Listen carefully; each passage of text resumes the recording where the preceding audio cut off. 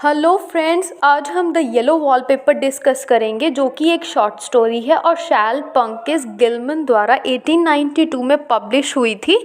ये एक बहुत ही इम्पॉर्टेंट वर्क कंसीडर किया जाता है क्योंकि ये वर्क हमें मेंटल और फिज़िकल हेल्थ के बारे में बताता है कि औरतें विमेन जो है जिन जिन हालातों से गुज़रती हैं, ये सब जो है इस वर्क के बेसिस हैं। इस शॉर्ट स्टोरी में हमें वो एक विमेन दिखाई जाती है, उसकी स्ट्रगल बताते हैं जो कि है जिसके हस्बैंड ने एक ओल्ड मेंशन रेंट पे लिया होता है ताकि वो जो है उसका जो है माइंड जो है थोड़ा सा चेंज हो सके हमारी नैरेटर का।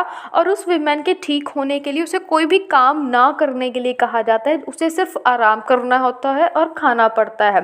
मतलब जो भी खाने को दिया जाता है वो उसे खा लेना पड़ता है, बस उसका और कोई काम नहीं होता उसे दिन में करने के लिए।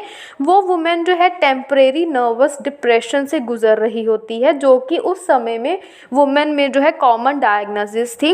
इस वर्क की जो ऑथर है शार्लेट, वो खुद ही एक पोस्टमार्टम डिप्रेशन से डील कर रही थी जब उनकी प्रेगनेंसी हुई थी।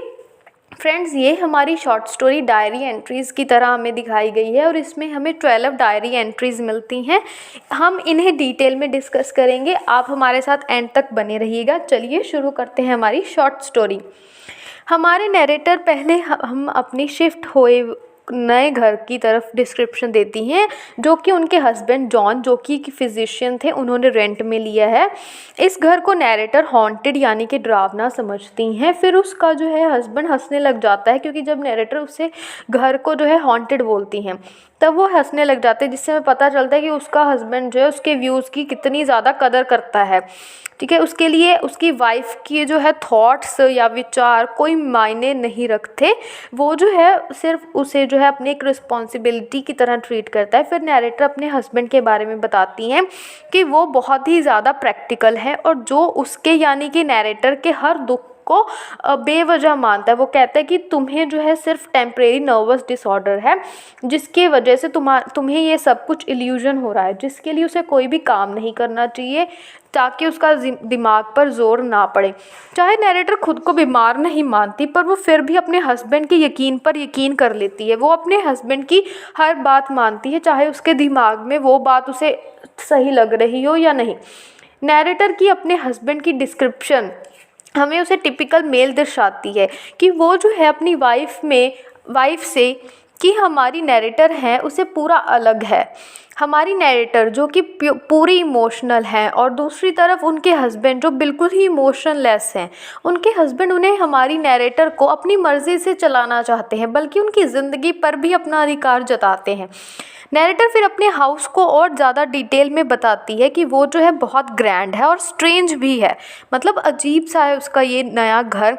जिस रूम में अभी वो रह रही है वो भी उसे ज़रा पसंद नहीं है, पर क्योंकि जॉन जो है उनके हस्बैंड है उन्हें वो अच्छा लगा, इसलिए उससे यहाँ पर रहना पड़ रहा है। इस इंसिडेंट से हमें पता चलता है कि नैरेटर की पूरी लाइफ उसके हस्बैंड के इशारों पर चलती है। वो अपनी खुद की मर्ज़ी से कुछ नहीं कर सकती। नैरेटर जो है हमारी वो पावरलेस है, उसका अपने हस्बैंड पर कोई भी जोर नहीं चलता। नैरेटर अपनी खुद की मर्ज़ी से अपने हस्बैंड को नहीं बता सकती। इन दोनों में कम्युनिकेशन गैप्स हैं। फिर नैरेटर जो है अपने रूम की डिस्क्रिप्शन देती हैं जिसमें अब वो रह रही है। उस रूम में एक वॉलपेपर है जो येलो कलर का है। उस वॉलपेपर में बार्स बने हुए हैं। बार्स कहते हैं हमें सलाखें, जेल की सलाखों की तरह प्रिंट हुआ है उस वॉलपेपर पर। और उस रूम की विंडोज़ पर भी जाल लगा हुआ है। जैसे हम बच्चों के कमरे में जाल लगा देते हैं ना ताकि बच्चे गिर ना सके, वैसे ही इस रूम में भी जाल लगा हुआ है। और इस रूम को देखकर ऐसा लगता है जैसे कि इस रूम में पागल रहते हों या कोई वुमेन रहती होगी जो सोसाइटी के या समाज के रिस्ट्रिक्शंस से तंग आ चुकी है, मतलब उसका दिमागी संतुलन खो चुका है। नैरेटर अपने टाइम को जो है वो डायरी में लिखकर पास करती है। डायरी लिखने से नैरेटर जो है फ्रीडम महसूस करती है, पर जब उसका हस्बैंड आता है तो वो उसे छुपा देती है अपनी डायरी को, जिससे हमें पता चलता है कि उसकी जो है नैरेटर की फ्रीडम अब उसके हस्बैंड को बिल्कुल पसंद नहीं है। वो नैरेटर को बिल्कुल भी फ्रीडम नहीं देना चाहता, उसके बिल्कुल भी उसे अपनी मर्ज़ी का काम करने नहीं देना चाहता। नैरेटर अपने हस्बैंड से रिबेल करना चाहती है, वो सोसाइटी की उन पाबंदियों को तोड़कर आगे बढ़ना चाहती है। इसीलिए उसका डायरी लिखना जो है हमारे यहाँ पर इस शॉर्ट स्टोरी में एक सिंबल है। फिर सेकंड डायरी एंट्री में नैरेटर बताती हैं कि जॉन जो है उसे बहुत दिन से यहाँ से बहुत दूर है और वो नहीं समझ रहा कि वो जो है यहाँ पर अकेली रह चुकी, क्योंकि वो इतना बड़ा घर है, एक तो सुनसान, क्योंकि नैरेटर और उसके जो है हस्बैंड्स, ये दोनों जने यहाँ पर रह रहे हैं। जब अब वो जो नैरेटर का हस्बैंड है जॉन, जब वो यहाँ से दूर है तो इस घर में अकेली कौन बची? सिर्फ नैरेटर। तो अकेले इंसान के लिए इतने बड़े घर में रहना, किसी सुनसान पड़ने वाले घर में रहना, किसी खतरे से खाली तो होता नहीं। हमें इस डायरी एंट्री में पता चलता है कि नैरेटर की जो है एक बेबी भी है जिसे वो नैनी संभालती है। जॉन का प्रोफेशन हमें ये बताता है कि वो अपनी वाइफ की सफरिंग्स को समझने में कितना ज़्यादा अनेबल है, और नैरेटर की बेबी को उनके पोस्टपार्टम डिप्रेशन की तरफ पॉइंट करती है। फिर नैरेटर अपने हस्बैंड को वॉलपेपर चेंज करने के लिए कहती है, पर वो जो है उसकी बीमारी पर हंसता है और उसकी जो है घर बदलने को मना कर देता है। नैरेटर वॉलपेपर को बड़ी ही स्ट्रेंज तरीके से देखती है। रूम को इस तरह की डिस्क्रिप्शन देते हुए हमें रूम की मिस्ट्री और डार्क पास्ट का पता चलता है। विंडो से हमें नैरेटर जेनी उसके हस्बैंड की सिस्टर को घर में आते हुए देखती है और अपनी डायरी छुपा देती है, जिससे हमें ये पता चलता है कि जेनी भी जो है वो अपने भाई की तरह समझती है नैरेटर जेनी को भी, जो कि उसकी ननद लगती है। फिर वो जो है थर्ड डायरी एंट्री में नैरेटर हमें बताती है कि अब वो हर टाइम अकेली रहकर फ्रस्ट्रेट हो चुकी है। जब जॉन बाहर होता है तो नैरेटर जो है गार्डन में घूमती है, मतलब जब जॉन बाहर होता है तब नैरेटर जो है अपनी फ्रीडम, अपनी आज़ादी पूरी तरीके से उसका जो है लुत्फ़ उठाती है। पर जब जॉन जो है घर में आ जाता है तो नैरेटर को फिर से वही उसे बंधी हुई दुनिया में वापस रहना पड़ता है। फोर्थ डायरी एंट्री में हमें नैरेटर जो है ये लिखने में बहुत वीक हो चुकी होती है, पर वो फिर भी लिखती है, क्योंकि ये जो है चाहे वो थक चुकी है, क्योंकि जो है ये दुनिया वाले, उसका हस्बैंड जो है उसे उसकी फ्रीडम को जो है उसका लुत्फ़ नहीं उठाने दे रहा। पर नैरेटर जो है फिर भी रिबेल करना चाहती है, अपने अरमानों को पूरा करना चाहती है, और वो अरमानों को वो जो है सिर्फ लिखकर ही बयां कर सकती है, क्योंकि उसे इस घर में तो कोई सुनने वाला होता नहीं है। फिर भी वो लिखती है ताकि उसे जो है थोड़ा सा रिलीफ मिल सके, उसकी पूरे दिन की सफरिंग से उसको थोड़ा सा आराम मिल सके। जॉन फिर जो है नैरेटर को गोद में उठाकर जो है ऊपर ले जाता है और फिर वो बुक रीड करने शुरू कर जाता है ताकि वो जो है थक जाए। कौन? नैरेटर। वो जो है नैरेटर के माइंड को एक जो है एक बॉक्स में बंद करके रख देना चाहता है ताकि नैरेटर ज़्यादा सोच ना सके, बिल्कुल ठीक ना हो पाए, और वो जो है उसकी हर बात मानती रहे। अगर कोई इंसान ठीक हो जाएगा तो वो दूसरों की बातें कब मानेगा? जब वो उसके दिमागी संतुलन ठीक नहीं होगा तभी वो दूसरों की बात मानता है ना। वैसे ही जो है नैरेटर का हस्बैंड है, ऐसे ही उससे चाहता है कि वो जो है अपना दिमाग ना लगाए और उसकी हर बात मानती रहे। यहाँ पर हमें जॉन जो है खुद को एक ट्रैप्ड और एक लविंग हस्बैंड मानता है। हमें ऐसा भी लगता है कि वो जो है एक टिपिकल ट्रेडिशनल रोल में फंसा हुआ है, जिसकी वजह से वो अपनी खुद की पत्नी को ही उसका दुख नहीं दिख रहा। ठीक है, नैरेटर जो है इस बात से खुश होती है कि अब तक उसकी बेबी जो है वो जो है इस वॉलपेपर से एक्सपोज्ड नहीं है, क्योंकि जब नैरेटर जो है जब उस वॉलपेपर को नज़दीक से देखती है ना तो वो वॉलपेपर में एक वुमेन देखती है जो कि खुद को एक बंधा हुआ पाती है। इस टॉर्चर टाइप वॉलपेपर दिखाया जाता है कि इस वॉलपेपर के ज़रिए हमें ये बताया जाता है कि इस रूम में या इसकी ज़िंदगी में किसी को जो है टॉर्चर किया गया है। और हमें फिफ्थ डायरी एंट्री में ये बताते हैं, नैरेटर अपने अटैम्प्ट को डिस्क्राइब करती है कि उसने अपने हस्बैंड को बताने में किया था।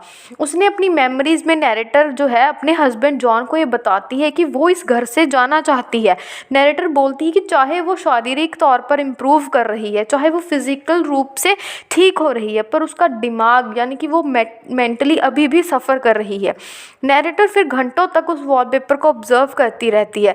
नैरेटर हमारी सिक्स्थ एंट्री में बताती है कि येलो वॉलपेपर जो है लाइट जब उस पर पड़ती है ना तो वो अपना पैटर्न बदल देता है।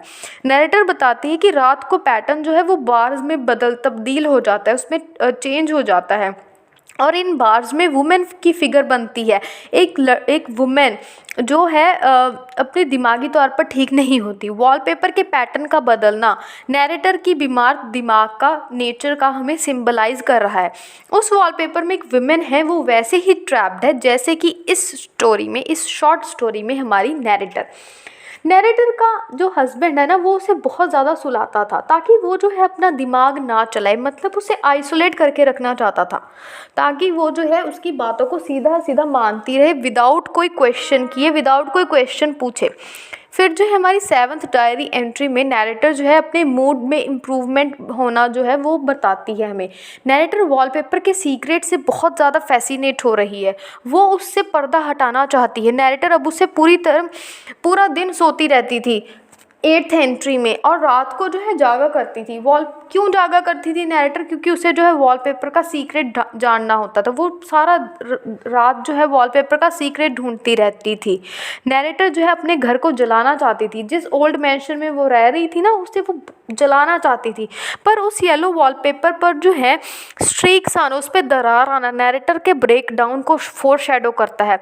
फिर हमारी जो 9th एंट्री है उसमें हमें नैरेटर बताती हैं कि अगला जो है पैटर्न जो है, मतलब जो उस वॉलपेपर का फ्रंट वाला पैटर्न था ना वो ना हिलता था, क्योंकि वो जो मिस्टीरियस फिगर थी ना उसमें जो एक वुमेन की शक्ल जो दिखाई जाती थी उस पैटर्न में, वॉलपेपर के पैटर्न में, उसे जो है शेक कर रही होती। सिमिलरली नैरेटर भी इसी तरीके से ट्रैप्ड है और इसी कंडीशन से वो एस्केप करना चाहती है। हम ये मान सकते हैं कि वो जो येलो वॉलपेपर के पैटर्न थे ना वो हमारी जो है इस नैरेटर इसके जो है लाइफ को सिंबलाइज कर रहा है।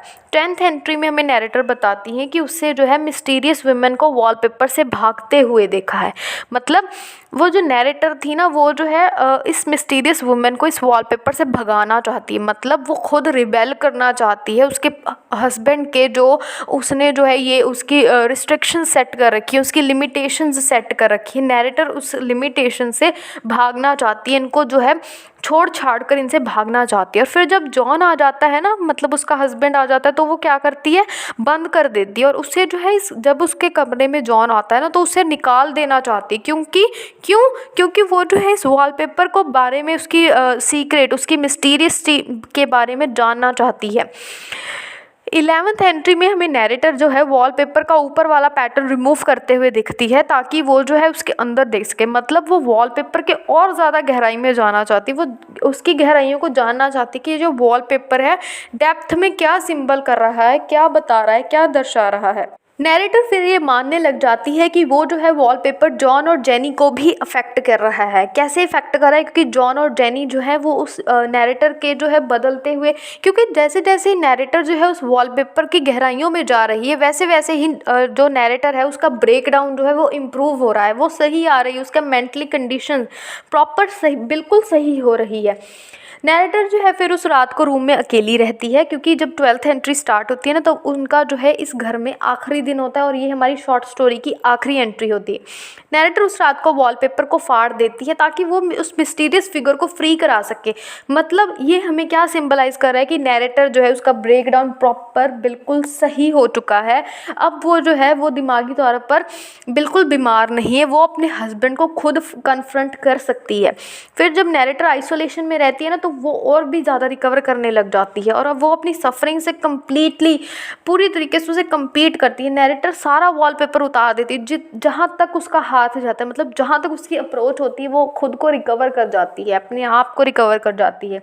अब हमारी नैरेटर जो है वो मेंटली ब्रेक डाउन से बिल्कुल कंप्लीट दूर हो चुकी है। अब वो खुद को दिखाना सीख चुकी है, अब उसे खुद को सेल्फ एक्सप्रेस करना उसको नैरेटर को आ चुका है। वो अपने हस्बैंड को खुद कन्फ्रंट करना सीख चुकी है।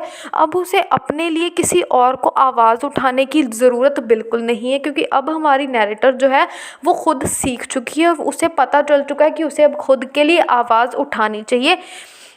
अब इसलिए फ्रेंड्स हमारी आज की जो है ये हमारी शॉर्ट स्टोरी ख़त्म हो चुकी है। अगर आपको मेरा पढ़ाने का तरीका अच्छा लगा हो और समझ में आया हो तो वीडियो को लाइक ज़रूर करिएगा। और अब अभी तक आपने अगर मेरा चैनल सब्सक्राइब नहीं किया है तो जल्दी से जल्दी जाकर मेरा चैनल सब्सक्राइब कर लीजिए और बेल आइकन भी दबाइए ताकि मेरी न्यू वीडियोज़ की नोटिफिकेशंस आपको सबसे पहले मिलते हैं फ्रेंड्स नई वीडियो के साथ। Till then stay safe and stay curious.